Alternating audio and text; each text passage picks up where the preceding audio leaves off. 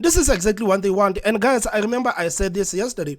Some of the Patriotic Alliance members were not happy about me saying that Patriotic Alliance is trying to blame the DA for everything while they are working with African National Congress. This is exactly what they are trying to do. They are trying to say, guys, look here, the DA is bad, the DA is bad, while the same people are working with African National Congress, the same ANC that is destroying people's lives in South Africa.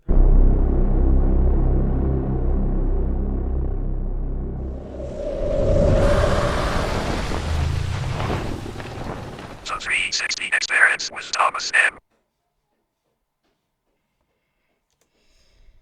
So, the thing which the EFF, some people didn't understand the EFF, but my understanding of the EFF relative to its relationship with the ANC is that don't partner with the ANC in a coalition. You can give them an opportunity to govern, but don't be held accountable for what they do. There's a reason for that. In that, you don't want the ANC, when it is drowning, to hold on to you. Right? So, the danger of partnering with the ANC, which has been failing consistently for a long time, is that if you are too close to them, when they really start drowning now, they are going to go down with you. So, and I think this is something that political parties in South Africa should be aware of. Because, guys, you remember yesterday, I said that most of the opposition parties in South Africa, they don't want to work together. Most of the opposition parties in South Africa, they're actually positioning themselves to working with African National Congress after 2024 elections. These people, they don't want to partner with political parties like the EFF or like the DA, because they can see that the African National Congress, chances are they are not going to win with an outright majority. So they are trying to position themselves to working with African National Congress. So I think this is a very solid advice to those political parties that, guys, if you are going to go into partnership or if you are going to go into coalition with African National Congress, be aware that if the party drowns, they do not hold on to you. Be aware that if the African National Congress starts drowning, they do not drown with you. Because most of the political parties in South Africa, they do not understand that, or they do not even realize that their desire for power, it is so powerful that they do not even see that this party that they are so desperate to get into coalition with, soon enough it will start drowning and it will take them down with. This is the reason why I've said it before. I said, guys, it is so important for South African political parties, especially the opposition parties, to work together. To say, guys, of course, we hate each other. It is fine, we can hate each other. But can we please try to garner our votes in one basket so that we can get rid of the African National Congress? Because this is a virus. The African National Congress is a cancer. It is a virus. No one should be there salivating on the thought of going into coalition with African National Congress. The opposition parties in South Africa, if these people were serious about the future of this country, they would say, guys, as much as we hate each other, it is okay, but let's go and put our votes into one basket. After that, after we got rid of the African National Congress, then we can fight about how we can take the country forward. But it looks like the power, the desire to be in power, the desire to go into union building, it has overpowered these opposition parties so much that they are now hating each other more than they are hating the African National Congress. And I think this is a very solid advice to those opposition parties that, guys, we know that most of you want to go into coalition with African National Congress. Most of the supporters of these opposition parties, they are not even aware that they are actually campaigning for the African National Congress, or they are campaigning to save the African National Congress. And this is one thing that they need to be careful of. So anybody who wants to form a coalition with the ANC has got the danger that how close are you and how tight are you with them, that when they lose all power and faint in the water, and they have no control of their own body anymore, are you able to carry them? Can you carry them sustainably? And remember that once you form that coalition, on day one, you are dealing with an unrehabilitated drug addict. They are addicted to corruption. So every time they enter the office, they want to walk straight to the cash register. And they are your partner. That is what you've got to cut against. Yeah, I've mentioned that in an interview that I've done with Gayton McKenzie, because the Patriotic Alliance, he's trying a tactic which it's interesting. he keeps on coalescing with the ANC and blaming the DA. So he says, I'm only doing this because I want to be with the DA, but the DA are nasty to me. And I think that's to try, like I said to him, it's a magician's trick where you're sort of saying, look there, and meantime the action's happening here. He is in power with the ANC, but he wants to make out that it's the DA's fault. Guys, hearing Mike Sham saying all of these things, I am so happy, man. Yesterday when I made that video, I actually thought that I was the only one who actually can see what Patriotic Alliance is trying to do. Patriotic Alliance doesn't mind going into coalition with African National Congress, meaning that these people, they have actually positioned themselves to save in the African National Congress after 2024 elections. I am so happy that I am not the only one who can actually see what Patriotic Alliance is trying to do, because they are trying to make it look like we and the Democratic Alliance, there is no way we can work out our differences. They are trying to make it look like PA and the DA, there is no way these people can work out their differences. So they're simply going to go into coalition with the ANC while blaming the African National Congress, while blaming the DA for everything. Like, I'm so happy that Mike Sham can see the same thing that I see, because this is the gameplay that the Patriotic Alliance have been playing for such a long time, that they're going to try to divert the attention of the people to the African National to the DA while they are working with African National Congress. Because right now, as South Africans, we really need to be honest. All the political parties that are going to go into bed with African National Congress, we know that those political parties, they don't have the best interest of the people at heart. I know that many political parties after 2024 elections, if the African National Congress does not get the majority of the votes, the people will be there lining up to going into coalition with the ANC. And these people will simply go back to their constituents and say, guys, we are doing this for the betterment of our country, and there is no way that we can change the African National Congress from outside. It's better if we go into the coalition with the ANC so that we can try to change the situation from within. This is exactly what they want. This is exactly what they want. And guys, I remember I said this yesterday. Some of the Patriotic Alliance members were not happy about me saying that Patriotic Alliance is trying to blame the DA for everything while they are working with African National Congress. This is exactly what they are trying to do. They are trying to say, guys, look here, the DA is bad, the DA is bad, while the same people are working with African National Congress, the same ANC that is destroying people's lives in South Africa. Man, I'm so happy that I'm not the only one who saw this situation like this. I know this interview, it's a bit older than the video that I did yesterday, but I swear to God, I never watched this interview before. I only watched this interview today morning. And this is the reason why I'm doing this video about this interview in specific, that Mike Sham said something that I've been thinking about for such a long time, that, man, if you love South Africa so much, if you think that it's high time we save South Africa, there is no way you're going to keep on saying that the DA is such a bad political party that we are not even going to work with it, but we are positioning ourselves to working with the African National Congress. They don't even want to work with the EFF, but they are positioning themselves to working with the ANC, meaning that these people are simply trying to play the kingmakers. They are going to wait for the elections, and after the elections, they're going to see, okay, this is the kind of percentages that we've got. Let's see if we can actually average this percentage that we get, so that we can go with the ANC into power. I am so happy, man. I'm so happy. Guys, I mean, like, I'm doing this video, like, it seems like a repetition, but guys, you need to understand that this is the gameplay of the opposition parties in South Africa. This is exactly what these people are trying to do. This is exactly what they are trying to do. They are willing to demonize each other instead of talking about the party that is destroying South Africa. They are willing to say that this opposition party is bad, EFF is bad, DA is bad, IFP is bad, but they won't say anything about the African National Congress. Why? Because they know that as much as the African National Congress is on a coma, these people are still popular in the country. So chances are they don't want to talk bad about the ANC. So they want themselves to be put on the right books of the African National Congress. They don't want the ANC to say, you said something bad about us during the election time. No. This is not the gameplay for Patriotic Alliance. I think right now it's clear as hell that Patriotic Alliance has actually positioned themselves to saving the African National Congress after the elections. They have positioned themselves to saving the African National Congress after the elections.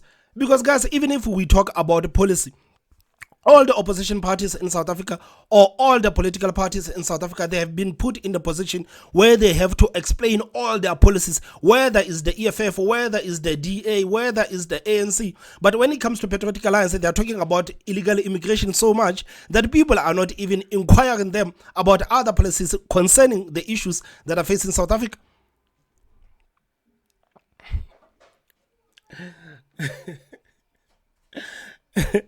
Did you see how passionate Gayton McKenzie was talking about the DA? I mean, like, the DA is not perfect. There is not a single party in South Africa that is perfect. The IFP, it is not perfect. The EFF is not perfect. All the opposition parties in South Africa, they are not perfect. But if these people really wanted to save South Africa, if these people were really honest about saving the future of this country, they would say, guys, as much as we hate each other, can we please try to put our differences aside only for this election? Can we simply try to get rid of the ANC only for this election so that we can fight about how we're going to take the country forward? I think this is the position that all of these opposition parties should have taken if these people were actually serious about the future of this country.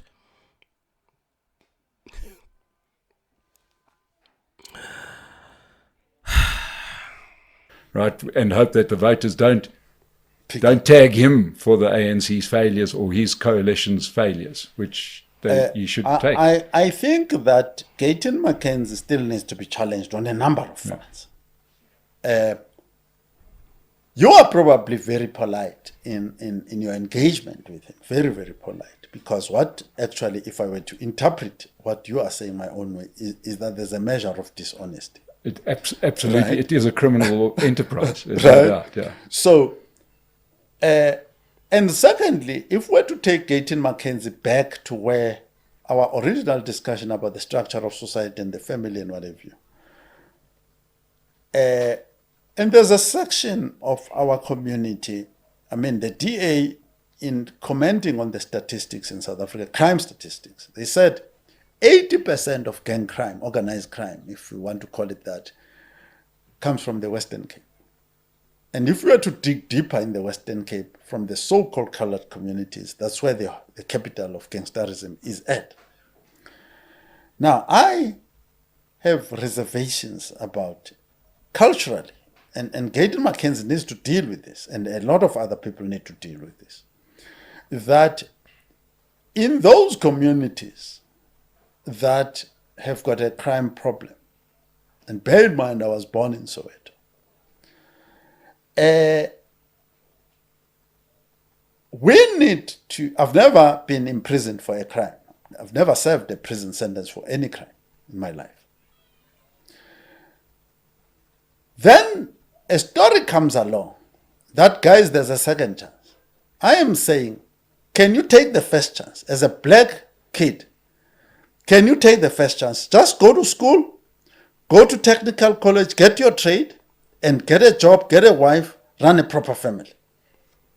Don't go and say, I got a 35-year life sentence and I was able to reform in prison and I met the Lord and I got born again and all this other thing. Why don't you go straight for success? And when Jardine came on board and he narrates his story, and I'm saying we actually need this type of role model in the community. A guy who goes to school and does everything without taking a break and is looking after his mother, he's doing everything right, and he's never been to prison for criminality and this. And those are things we need to start being honest about. I mean, this goes back to South Africa not having the standards. This goes back to South Africa not having the standards, because if we are honest, if we actually had standards in South Africa, like 50% of the politicians in South Africa, they would not be politicians. If our political landscape in South Africa actually had standards, 50% of the people that are masquerading as the leaders today, they would not be in positions of power. But because South Africa is that country where we don't have the standards, this is the reason why you see people like Gayton McKenzie, Kenny Kunene, and some of the disgusting members of the African National Congress working around and masquerading themselves as leaders, is because in South Africa we don't have the standards. Guys, you remember that interview that Prince Mashele did with Sizwe Walsh a long time ago? He said that the biggest problem in South Africa is that South Africa does not have standards. This is the biggest problem in South Africa. Because South Africans are willing to look up to people who are going in and out of jail instead of looking to people who have simply worked their whole lives and never been to jail. I mean, like, it is fine if you can go to jail and you come back and you reform yourself and you work hard for your community. Okay, it is fine. We are not going to fault you for that. But when it comes to leading the country, do we want someone like that? Do we want someone like that? It is fine. It is fine. You can go to jail. Like, anyone can make a mistake today. I can make a mistake today. I can go to jail today. I can come back and say, guys, I have reformed. I have changed my life. I'm no longer going to do these things that put me to jail. But that doesn't mean that I now have to go and run to be the president of the country. I am not a good person to be the president of the country. Irregardless of how I feel, I am not a good person to be the president of the country. But the fact that today in South Africa we have these characters that are running around and trying to be the president of the country, it tells us everything that you need to know about South Africa, and it tells us everything that we need to know about South Africans as a whole, that we don't have the standards in South Africa. We are willing to accept these people, but the people who have actually studied, the people that we are supposed to look up to, we are not looking up to those people. This is the kind of culture that we have in the country. We are not looking up to the people that we are supposed to look up to. We are not doing that. We are not doing that. This is nothing but the issue of standards in the country.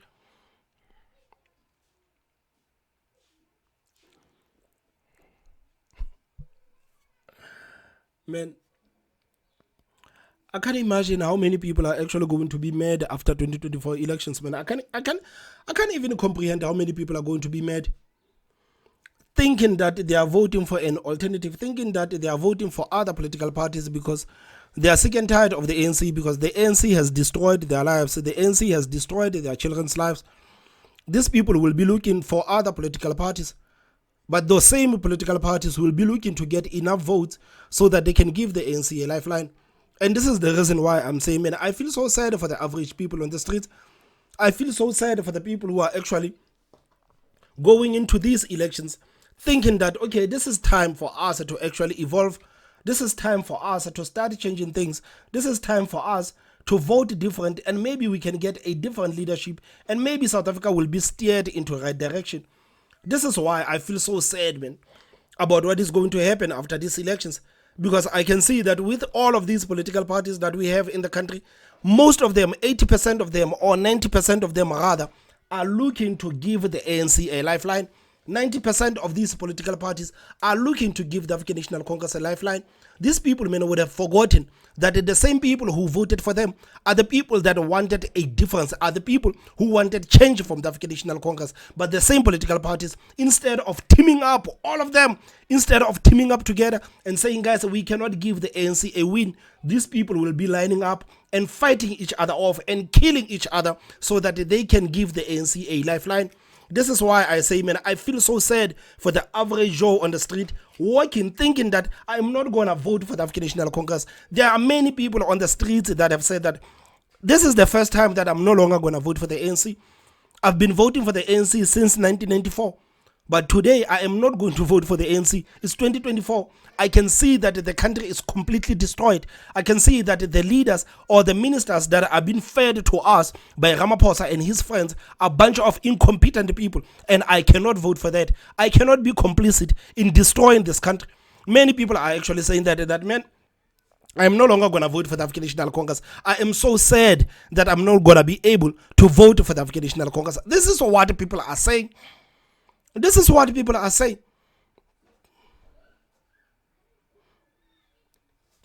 I feel so sad, man. Honestly, I feel so sad for average people on the street thinking that, man, I'm going to vote for Patriotic Alliance, only for Patriotic Alliance to give the ANC a lifeline. I'm going to vote for Build One South Africa, only for Build One South Africa to give ANC a lifeline. All of these opposition parties that are masquerading themselves as alternatives of the African National Congress, these are people that are looking to give the ANC a lifeline. And this is why I am so sad. This is the reason why I'm so sad, man. This is the reason why I'm so sad. I feel like politics has failed the South Africans. At this point, I feel like it is safe to say that politics has failed the South Africans. I think as South Africans, we really need to look at our future differently. we need to start considering the other alternatives instead of politics going forward, because the politics has actually failed the people of this country. Can you imagine, man, going from the African National Congress, going to vote for Patriotic Alliance, because you no longer want illegal immigrants in the country, because the African National Congress has actually abandoned the borders so that everyone can come in and out as they please. So many people will be going to Patriotic Alliance and saying that, man, I hope that Gayton McKenzie is going to win the elections. We know that that is irrational for anyone to think that the Patriotic Alliance is going to win the elections. But people, that is how people are actually going to think on the street, that maybe I'm going to vote for Patriotic Alliance because I don't want these illegal immigrants to continue destroying South Africa. I'm no longer going to vote for the ANC. The ANC has abandoned the borders. So I'm going to vote for Gayton McKenzie. And guess what? Gayton McKenzie will take his vote and say, ANC, this is your lifetime. This is your lifeline. This is your lifeline. This is why I say I feel so sad for average Joes on the street. I feel so sad for average Joes on the street. You see me, the political party that I'm going to vote for, man, I'm still trying to look at which political party it is going to guarantee me that they are not going to work with African National Congressmen. You see, Herman Mashaba, you remember Herman Mashaba saying that if Action SA wants to go into coalition with the ANC, then he will have to step down. I'm looking at the political party that is looking not to work with the ANC. I'm looking at the political party that is willing to say, guys, we're going to stand here and we are willing to die for this hill. We will not work with African National Congress. We don't care about working with the ANC because these people have destroyed our country. That is that political party I'm willing to vote for. I am not willing to vote for these political parties that are going to turn around and give the ANC their votes. And I think this is something that most of the DA supporters, they need to think about, because this conversation has been spoken about for such a long time.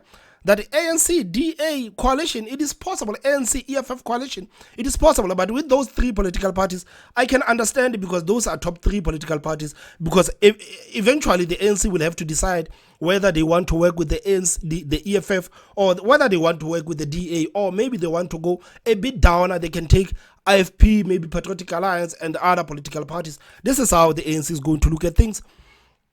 But I cannot even imagine me being as a voter and tomorrow getting an announcement that the political party that I voted for is going to give the ANC a lifeline. I'm going to be furious.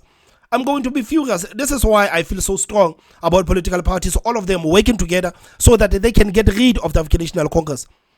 This is why I feel so strong about it, man. I want the political parties in South Africa to be strong enough to say that, guys, we are not going to work with those people, man. We don't care if these people get 40%. We don't care if these people get 35%, man. We're going to combine our votes and we're going to get rid of them so that South Africa can be at least be steered into the right direction. Of course, we're going to experience some turbulences because of the new system, because of the new political parties. But at least we can deal with that as South Africans. But we can no longer deal with African National Congress being the governing party of the country.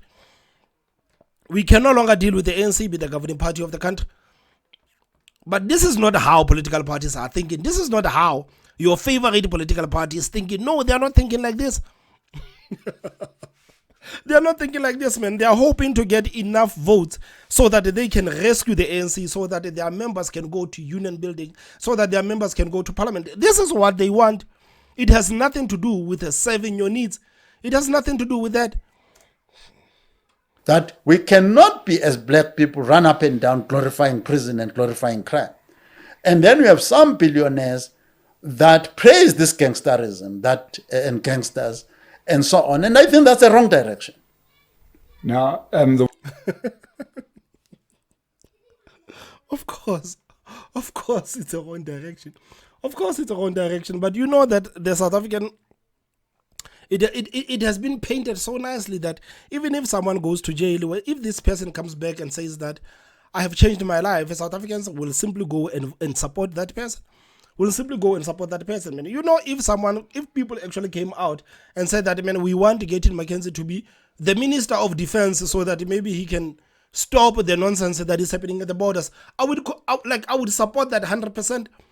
If people come out and say that, man, Kenny Kunene has been doing an amazing job as the MMC of transport in South Africa, man, how about we make Kenny Kunene the Minister of Transport in South Africa, man? I would completely I would support that 100%. But you know, when it comes to presidency and the vice presidency, man, when it comes to presidency and the vice presidency, man, that is where I draw the line. That is where I draw the line. The one party we haven't mentioned too much, spoken a lot about, and I just want to deal with that, and that's the EFF. The EFF seems to get the bulk of the media relative to their size. It's incredible. The polls for the last 10 years have been generous to the EFF, and every single time they've underperformed relative to the polls. I know Many people need to stop trusting the polls. Stop trusting the polls, man. You know, I stopped trusting the polls in 2016. You remember in 2015 when all the polls said that Hillary Clinton was going to win the presidency and Donald Trump came and won the presidency. People didn't believe that Donald Trump was going to be the president of the United States. That's when I knew not to listen to the polls. Right now, I listen to people almost every day talking about the polls, that this is what the polls are saying, that the ANC is going to get this much, the DA is going to get this much. Man, I don't trust the polls. When it comes to me, guys, I don't want to lie. I do not trust the polls. I do not trust the polls, because if these polls were actually honest and accurate, the EFF would be the governing party in South Africa today. Because you can go to all the polls online, the EFF is winning, but when it goes to the elections, the EFF is actually losing. Even the by-elections, the EFF is losing. Right now, Umkhonto we Sizwe is slapping around the EFF on the by-elections. But when you go to the polls online, everyone is in support of the EFF. So I actually learned with Hillary Clinton and Donald Trump that the polls are not to be trusted. I've said this before, and people can challenge me on this. They went down in percentage support from 2019 to 2021. But yet everybody's talking about growth because their stadium events are covered from beginning to end by every media house. Do you see them making a strong gain this time? And if so, why? I think that our predictions, let's say in October last year, compared to now.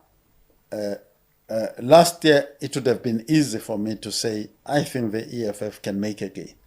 And we must also remember that these younger parties, whether it's Songes or Zibi or Mashaba or any of these other guys, even the Freedom Front Plus, by the way, these other guys who are growing, and the Freedom Front Plus, in my book, they are growing on account of the failure of the two parties, the ANC and the DA. That is where this growth, the fuel for this growth is coming from, according to me. Now, where the EFF might have a difficult time, I'm not saying they will grow or not grow, but I think they are going to have a difficult time, is the emergence of this MK thing. Because what that does is that it muddies the waters for the voters. It muddies the waters for the voters. You meet ordinary people. They say Zuma is Zuma of the ANC. Zuma is saving the ANC. So Zuma has actually entered is a cat amongst the pigeons for the politics of the left. And I think it's going to confuse the market even for the EFF, this Zuma factor. Not the ANC of Ramaphosa, the ANC of Zuma. I think that is going to be a problem for the EFF. So guys, I don't know, man, I don't know if I'm exaggerating, man. I don't know if I'm exaggerating about the opposition parties, man. I think this is the reason why. For the longest time, I've had a problem with opposition parties. I think this is the reason why I've had a problem with opposition parties. It's just that back then, I couldn't put my finger to it. I knew that there was something off with these opposition parties in South Africa, man. The fact that these people are so reluctant to working with each other, the fact that these people, they hate each other more than they hate the African National Congress. I think this is the reason why I was so hard on opposition parties. And I was rightfully so. Guys, please tell me what you think on the comment section. Don't forget to hit that like button, and the most important part is subscribe. My name is Thomas Mabau, so I will see you next time. Bye-bye.